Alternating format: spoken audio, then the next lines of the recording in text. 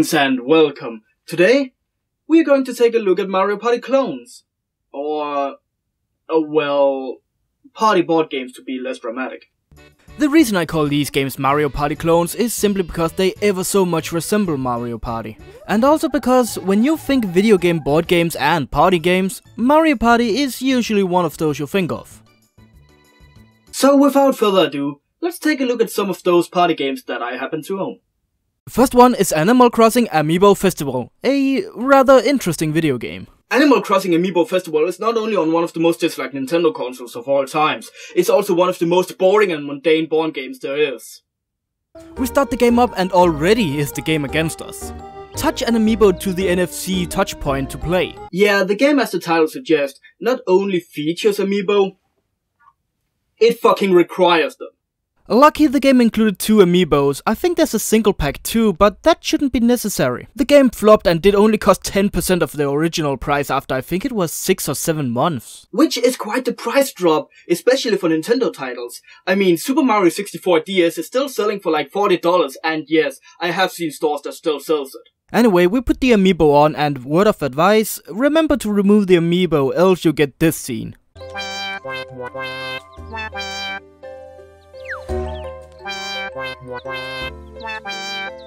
Something I might say now, I got this little weird thing from another board party game which you are supposed to put underneath the gamepad to make it flat. There's quite a lot of signs, but let's try out the main features first, the board game. The first thing to notice is that the play order is random, and not random like Mario Party where you throw a dice to determine. No, the game chooses the order and you have zero control over it. As the game begins, you quickly realize that it's bogus. First of all, the boardmaster keeps calling you silly. Yeah, remember Toad, Bowser and, well, that annoying asshole from Mario Party 8? Sure, they were annoying, but at least they didn't call you silly. Anyway, to throw the dice you have to put the Amiibo on the NFC reader and remove the figure to throw. Simple enough. After the very first round, you begin to notice something strange. You know, in a good party game like Mario Party, there's usually something happening at the end of each round. But not here. It just goes straight to the next round. No minigame, no nothing. Once in a while, the game master calls you silly and reports on some sort of event.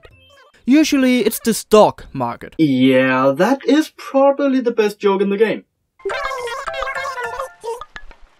Oh, and by the way, the turnips you can buy at the stock market, I didn't buy a single one, and my money was still second. The reason for this is simple. It's complete and utter RNG fest. Everything about this board game is RNG. The dice throw, the path, the events, the spaces you land on, there's like zero control, and it really makes you feel sick. Looking at Mario Party once again, sure, there's a lot of RNG involved in it, but in Mario Party at least it felt like you had some control.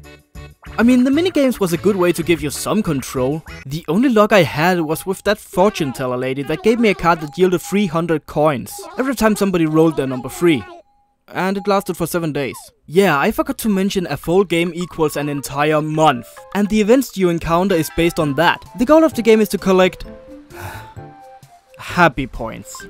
Yeah, Care Bears eat your heart out. This is even dumber. At the end of the game, it is determined who collected the most. This is done by combining how many points you got, plus you get 1 point extra for each 1000 gold you collected. Second place. Woohoo. For a guy that really couldn't care less, I guess that is okay. To say something nice, there's small stories based on what space you land on, e.g. if you land on a happy space, you get a story that features goodwill. And the unhappy spaces is usually mortgage. I mean, we all know Tom Nook. Well, that's the main game, which I got 54 happy points for completing. Collect 100 happy points, and I get a happy card. And what do I use them for? Well, to unlock the minigames, of course. Yeah, the minigames can only be accessed through the main menu, and it is not included in the main game. Stupid game design, I know. Anyway, I only have one unlocked at the moment, Balloon Island. These minigames is where the Amiibo cards come into the picture. In Balloon Island, you have to scan the cards, release at the right time, and get a truckload of points. Or 15. Well, that's not a lot, but do it enough times and... Yeah, that's what I'm talking about. This minigame is really good for racking up points. And it's really easy to play too. All you have to do is play 4 players, and yes, you can even use this same fucking card for all. Now that we have enough points, let's look at another minigame, Acorn Chase. A simple game really, you control 3 characters, each has their own direction you can walk in. Get all acorns, then get the key and win. Do it before the lawnmower gets ya. A rather intense minigame really, you have to remember which card you are holding in which position, and then the rest is rather simple. To be honest, inventive way of using NFC cards. Next up, Fruit Path. Really simple, really boring. You have 3 cards, each with a specific number of spaces they can move. The tactic is to avoid overweight over the cracks. Fuck! It's 2 players only, and it requires some amount of thinking. I guess. My recommendation, apart from playing something else, is to have a deck of Amiibo cards, shuffle them and give each player 3 cards at random. Either draw one and then use it, or each draw 3 cards and put them in their hand. The last option makes you strategize how to use your cards properly, and that can make it for an interesting run. Keep in mind, this comes from an old Yu-Gi-Oh player who simply can't get enough card games to play. So you might find this rather boring. Which it is, by the way. Next up, Desert Island Escape. Of all the minigames I tried, this might be the best one. As always, you choose 3 characters. And you venture on this island 7 days to escape. You'll encounter centipedes, snakes and various other stuff. Depending on the characters you choose, your time on the island can either be easier or way more difficult. Some characters can move more spaces than others. Some are master fishers, others swim. It is, in my opinion, a fun little minigame in an otherwise stale and boring game. Sadly enough, you need 3 happy points to open it. Meaning that most people is going to be bored with the game before they can even try it out. Getting 300 points usually equals 3 to 4 board game runs or about 1 to 2 hours of balloon play. You think that's enough? Anyway, let's end it here. I don't think there's much more to say about the game. The game itself is just boring and a lame excuse for a board game video game. The main game itself is a massive snorefest, and the lack of controls makes you feel frustrated all the time. You feel like watching a movie or a game you put money on and is constantly reminded that those money, yeah, they're gone. That's how it feels anyway. The minigames that I tried actually showcases pretty good how to use NFC cards for something other than to collect. Sadly enough, they don't go all out, which in my opinion is a shame. Whether you like NFC games or not is entirely up to you. But something similar to Skylanders or Disney Infinity would probably have been more interesting, especially if they included other Nintendo characters. Only downside on that would be if some kid bought a figure that was incompatible with the game. Imagine all the angry mothers out there. Okay, on to the next game, Wii Party U. Yeah, on the Wii U, it's all about the U. Well, in all honesty, this might be an okay substitute for Mario Party. So why is that? Well, let's take a look. The game features quite the row of menus and challenges, including 80 minigames. That's quite a lot. Being the exact number as Mario Party 9, that massive letdown. Don't ask, it's a personal grudge. So on that account, it's basically the same game, although it's missing the board game part. Yeah, I know. Animal Crossing missed the minigame part, but this game is missing the board game. Better. Instead of the usual board game where you collect stars or whatever stamps, we have Marathon Run. Basically, who can roll the dice to have a total sum of 300 first. Don't worry, I'm going to explain how you won't get bored with 5 hours of gameplay. The marathon works like this. You all play a minigame together, and based on your placing, you get more dices. First place gets 10, second 7, third 4, and fourth place only gets 2 dices. But that seems highly unfair, am I right? Imagine having a game master as a friend. He would totally dominate the entire game, right? Speaking of game masters, this one looks like a Muppet reject. And also sounds like one.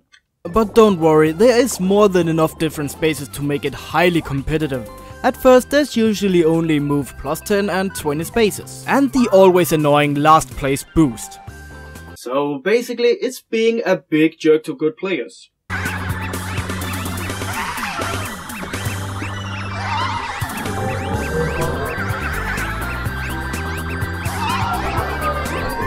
Oh, come on! I was like 50 spaces in front of him.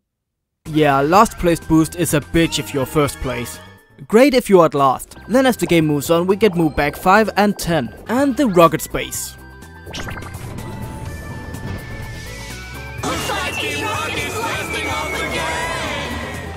One thing that's bold though is when you get to the end, you have to roll 10 dice and score 40 in order to win. Like some actual board games, really. Okay, now it's 35. Oh, that's great. So being in first place is a punishment. Okay, come on, I can do it this time. Fuck!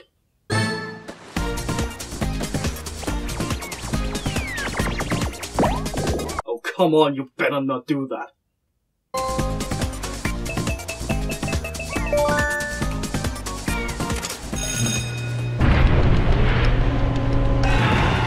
What a lot of bull! This is where RNG is completely stupid. I tried twice now and got 29 on both rolls. Then this NPC casually walks in and scores 37. How is that fair? Imagine in Mario Party if you have 5 stars more than your opponent and you lose the entire game because they rolled a 6 at the end and you only rolled 2. That would be shit. Anyway, now that I lost, let's look at some gamepad minigames.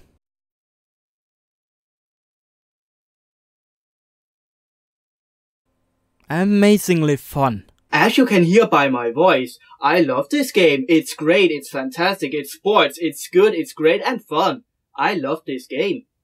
One thing though, it actually shows up on the TV. If you ever played Nintendo Land, you know how bitchy it is for viewers. And next up, Table Gauntlet. Basic game, 2 buttons, who can get 3 balls in through the obstacles first. One thing I didn't notice until later, the TV have no sound when playing these games. Well, that's annoying. Okay, on to Dojo Domination, where this little Muppet reject tells you the rules. Still better than being called silly. Here you have to beat 10 minigames in a row to beat all dojo students, and then the boss. The boss is one higher difficulty than the others. Anyway, the minigames are okay, not amazing or anything. Some are great, others, well, just boring. For instance, there's this Pose Bros game where you have to match 2 poses. Boring.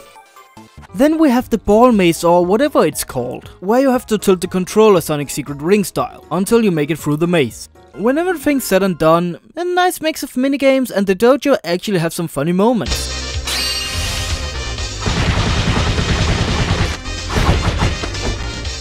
Yeah, I added that. To be honest, not a bad party game, probably better if you have a couple of drunk friends. I heard some games are better that way. The marathon is okay as long as you don't expect to place first, even though you did that for the majority of the 45 minutes. The minigames, as said, has a big variety and some are great while others are not. The fact that you can use your own Mii is fun, if you have a party of course. Although after you beat a minigame in Mario Party games you usually get some sort of small silly event. Here it's just a row of the players and their placing. It's a nitpick since the game is okay overall, not great, just okay. Next game on the list is Anticipation. Technically not a Mario Party clone, but it's Nintendo's very first video board game. Let's put the game in. I'm as always using my Retron 5 because I can. The game starts up and we see the startup screen. Noticeably enough, made by Rare and Coined Inc. That doesn't sound like a money grab at all, does it? One annoying thing is you really can't pick your figure. If you're player 1, you're stuck with high heels. Great! As the game begins, you see the board game, which for NES standards is pretty damn decent looking. Here we got to the questions, or rather drawings, and you have a limited amount of time to figure out what it is. Then you have a limited amount of time, 30 seconds to figure out how to spell the thing. 2 mistakes and you are out. Damn!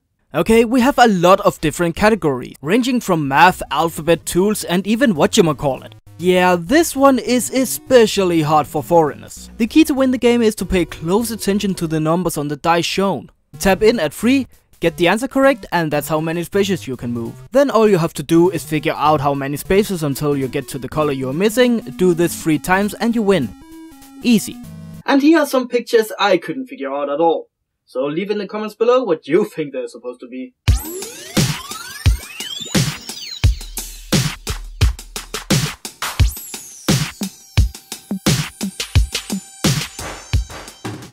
there were a few questions I found odd. One is on the leisure, which, I mean, come on, a football? That's not a football. That's barely a ball, it's misshapen and made of pigskin. No, this is a football. European, remember? And this? Sunray? Sunshine? No, apparently it's sunrise. See that arrow? That means rise. Sure, go figure, right? Except that the arrow shows up after the time is up. Yeah, I'm not kidding. Even this couch, I mean, just look. It didn't even finish, what the hell? By the way, if you get the answer wrong, the AI won't tell you the right one. I actually beat the game. Once you do, you get this little you win altar. Pretty neat, nothing special, but neat. Overall, a fun little game to pass an hour or two with some good friends. Or to play all alone in your basement, I guess. Next up, Totally Spies, Totally Party. Now this, I have some background story with. And not the actual game, but the show itself.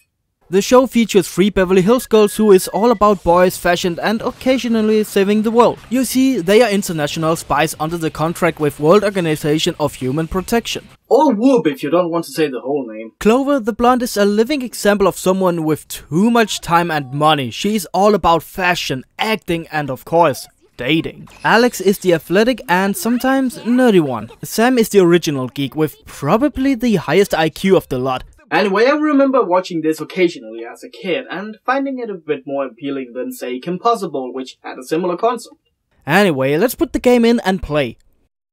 The game is made by Marathon Media, Ubisoft and Mad Monkey. As the game begins, you realize that the game lacks one major thing. The theme song. And no, I'm not talking about the Season 6 one, I'm talking about the original one. The game features story mode, arcade mode, parade mode, options, profiles and of course, credits. Because they are obviously so desperate to get credited that they can't wait until you beat the game to show it. You know, like good old times. Before we move on, it might be worth mentioning that there is a total of 35 minigames, which is odd since the backside of the box states it only has 25. Usually, video game companies brag about there being 35 minigames, but in reality, it's just 25. Not the other way around, that's just bad marketing. Imagine you not buying this game because you thought, 25 minigames, that's just too few. Had it had like 35, you might have considered it. Well, let's look at story. Once you pick story, you can choose one of the 3 girls. No, not on a date, as a playable character. Let's choose Sam, my all-time favorite. What can I say, I favor brains over looks. After you chose an outfit, yeah, there's like a shit ton of unlockable outfits. From the actual show, I might add. Or so I believe. I really can't remember that many outfits. Didn't they like change in every single episode or something? Anyway, after choosing character and the outfit, we are introduced to a small clip from the show. Remember those poor ass quality clips they put in video games? Yeah, it's one of those. Although this particular video game has a twist. Instead of showing you pre-existing clips and edit them into a whole new story, they simply just take the clips and voice them over to make a new story. As per usual, you defeated her and we sent her off to prison. But we were duped.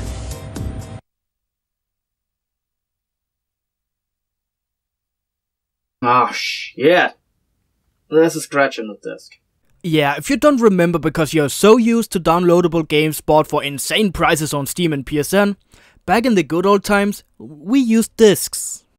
And as you might have imagined, these discs can be scratched and have fingerprints on them. And while there is a truckload of solutions on this, like toothpaste and whatnot, here's my recipe, which I believe works the best. Use some screen cleaner, but wherever you buy that, spray the backside of the disc, then carefully wipe the fluid off with a really soft handkerchief. They usually come bundled with the fluid or with a new pair of glasses. That's how I do it. Let's continue. The real Felicity has just reappeared. Please be warned, that lip sync might be terrible. As we finally get into the game, you realize that one of the 10 boards are completely boring and unimaginative. It looks like the map from Indiana Jones had he been gay. And not that there's anything wrong in that, it's just simply a joke. So you have this cup you can shake to roll the dice. So, let's call it a D-cup. Just like any other board game, you move the number of spaces the dice indicates. But unlike other board games, there's little to no spaces. There's minigame space they call minigame square. Even though they are round. I know it's a name for spaces in a board game, but whatever. There's the gadget space, the enemy space, and your starting space. Minigame square is self-explanatory. You play a minigame, and if you do good, you get a good trap on the space. If you do poorly, you get nothing. You get nothing! You lose! Good day, sir! The gadget space is where you get the gadgets, obviously. There's an array of gadgets, and probably more as you progress through the story. Those I encountered were +2 health or super inflating brooch, +1 or 2 on dice, or nuclear powered boots. Because even in the year 2000, people still didn't get the fact that nuclear powered anything is a bad idea. There's also the Sonic Disintegrator, basically destroys your opponent's traps, and the Shuriken attack. And let me tell you, each board takes about 15 to 20 minutes to complete, and without the Shuriken, which instantly takes life points away from your enemy, you could easily double that playtime. And the boss space gives health to the boss and takes away from you. Your space is the complete opposite. So, now that we have the basic idea of the game, let's play it.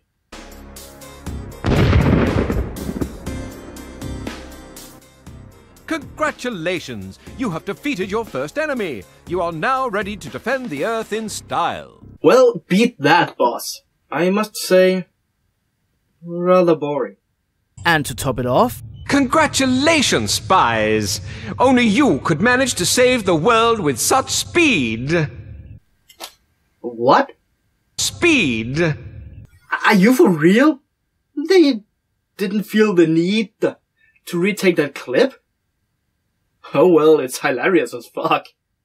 Also, you get a code to the totallyspiesacademy.com, but I tried, as curious as Alice is, to check it out. And guess what?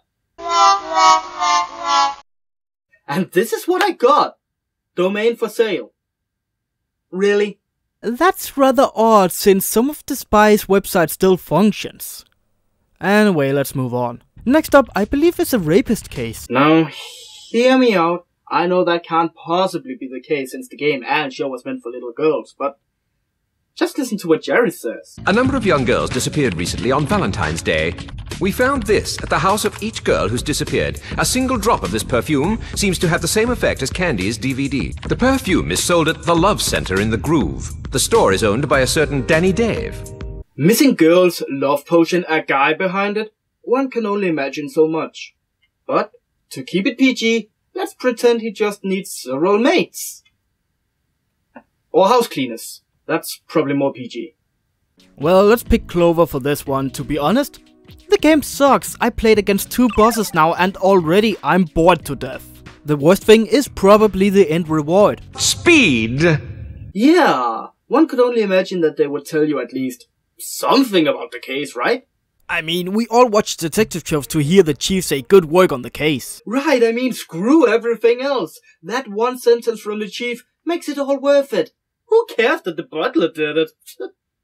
Not much more to do than look at Parade. Oh, what's that you say? I missed the arcade? Well, no I didn't. Because guess what? Arcade is just minigame selection. And if you want to relive the amazing moments of throwing dogs, running from crazed fanboys, jetpacking on roofs, going on dates, picking the latest fashion, yes, the last 2 are actual minigames as well. Well, if you like that shit with piss poor controls, then by all means, try them out. Okay, the minigames aren't that terrible, but they're nothing great either. I mean, it's basically fiddling around the joystick while pressing X. There's really not much more to it. So, let's end it with the parade. Pick Sam, pick outfit, and action.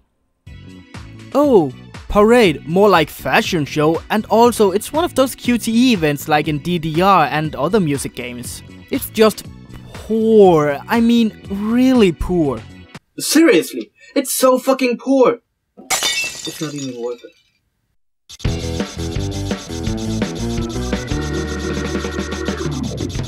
Okay, I did pretty good on attention, but style? Come on! What the shit? Do I need to unlock more ass degree clothes to win? And also, what do I win?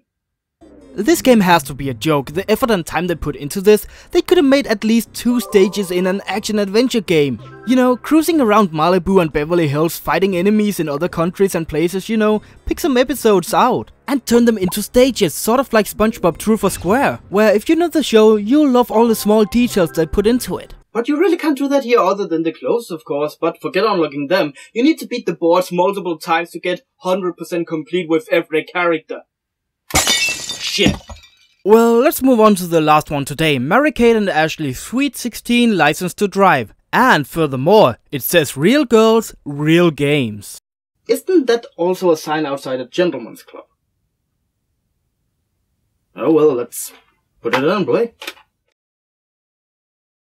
The game starts out with some really shitty early 2000 pop music. Anything after the 80s is just shit. Deal with it, people. Okay, after the music and animation, we finally get to profile. That should do it. It's a shame you really can't do that in video games anymore. Because of the children, of course. Well, if they don't learn it from video games, they learn it from movies, teachers, parents, mockers. Wherever.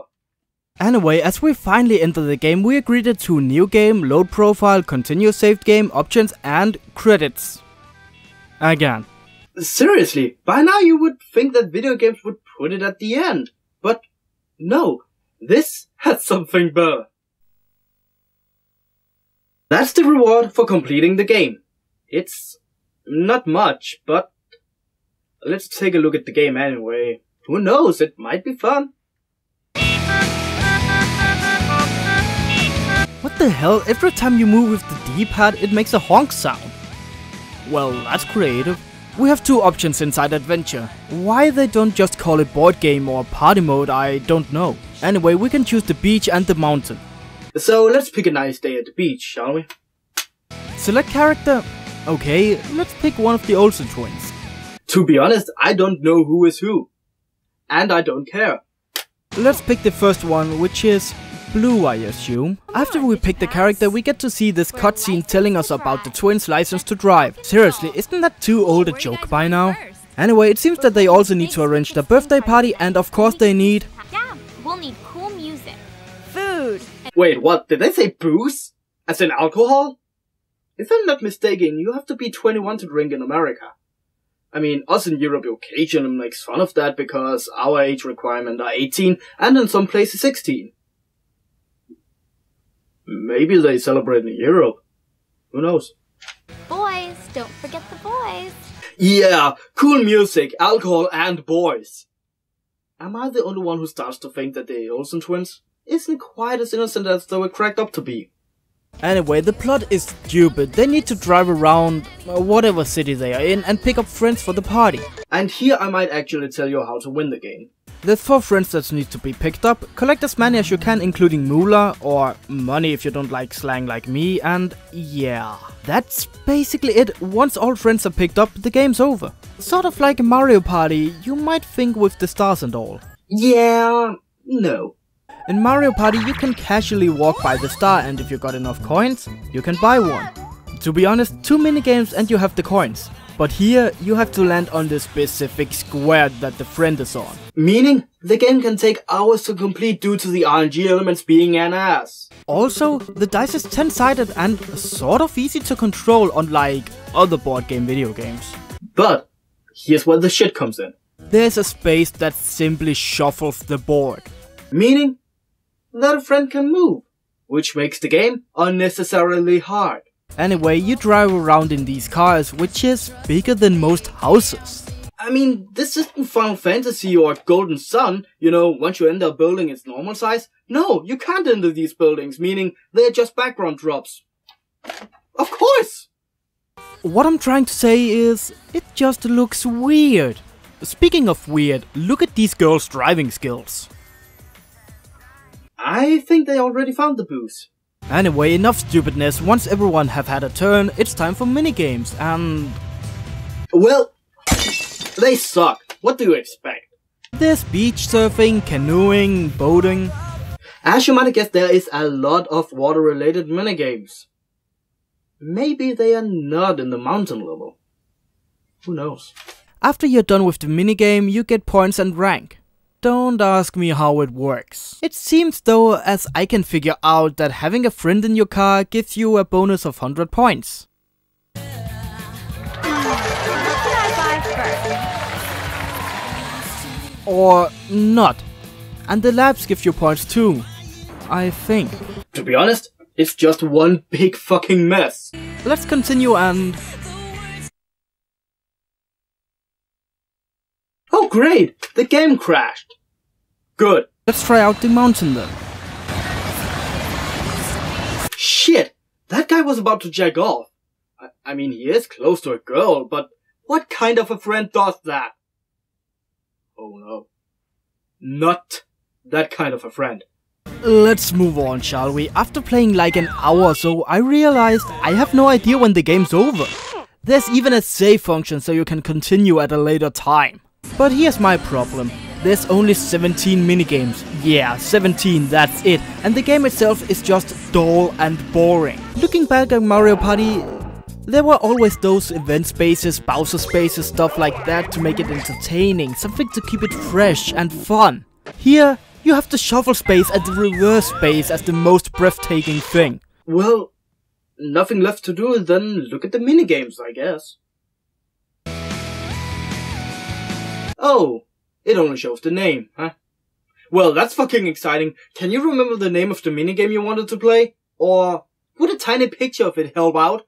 Well, there's also a trivia game, mostly about driving, which I might admit is a good thing. But then there's the part of the trivia about the show itself.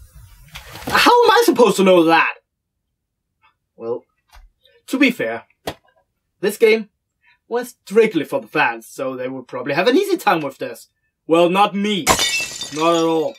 Well, there's also a photo finish where you have to take pictures of smoking models. Or upcoming Barbie doll rejects. Yeah, that's probably more accurate. Speaking of the girls, I don't know, I've seen worse also on GameCube and PS2, but it's nothing great either. Well, at least they can open their mouth without it being a JPEG picture. Out of the 17 minigames though, I must admit that the funniest one was the ATV game. Oh yeah, I said that a fucking racing minigame is the most fun I had in this party game. That might give you an idea of how lame it is. The game? Why is it always games for girls that suffers? I mean, I once tried a Barbie game on PS1 and it sucked. All you did was watching Barbie take care of a horse, watching piss poor quality of her riding it, and having a shitty QT event to watch dolphins and a rainbow. This game tries a little harder than that at least. I mean, it's actually made by Acclaim. I mean, I haven't heard from them since SNES, but the game itself is just insulting. It's less than half a Mario Party game. Seriously, buy your little girl Mario Party and see her have tons of fun with her friends. They can even play as princesses. I mean, that's a girl thing, right? It doesn't help the game that there's only 2 boards and they are almost identical. Did you notice when I switched? I sure as hell didn't. The minigames are few and boring, the best ones being the ATV and maybe the trivia, because it's different. Yeah, you would think that there only being 17 minigames, they would at least be really different. No, they are almost the same. The surfing, the canoeing, the water scooter thingamajig, whatever they are called, and the ATV, it's all vehicles and almost controls the same. It's painful to see that they keep making bad games for girls. I mean, nowadays there's not that stigma anymore. Girls play whatever they like, usually phone games, right? I mean, I've known girls that ridiculed me for liking Pokemon, and now, well, Pokemon Go people. That was a truckload of party minigames. I'm the Angrynator, terminating bad video games for your entertainment.